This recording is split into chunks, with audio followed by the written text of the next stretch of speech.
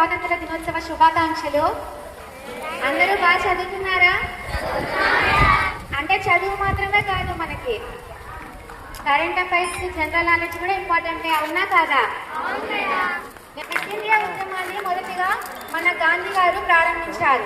ఆ quit India ఉద్యమంలో మనకు స్వాతంత్రం వచ్చింది. 1947లో మనకు స్వాతంత్రం వచ్చింది. స్వాతంత్రం రాకపోతే మనం ఇంత ఫ్రీడంగా ఉండేవాళ్ళం కాదు. బ్రిటిష్ వాళ్ళ కింద బానిసలుగా మనం బ్రతికే వాళ్ళం. మనకి ఇప్పుడు ఇంత స్వేచ్ఛగా బతుకుతున్నామంటే ఎంతో మంది వీరులు ప్రాణత్యాగం చేస్తే కానీ మనకి స్వాతంత్రం రాలేదు. కాబట్టి ఆ స్వాతంత్ర సమరయోధులను మనం ప్రతిసారి గుర్తుంచుకోవాలి, స్మరించుకోవాలి. అమౌంట్ వాళ్ళు కావాలంటే సొంతం వాళ్ళు ఖర్చు పెట్టుకోవచ్చు కదా, మనకి ఎందుకు గిఫ్ట్ ఇవ్వాలి?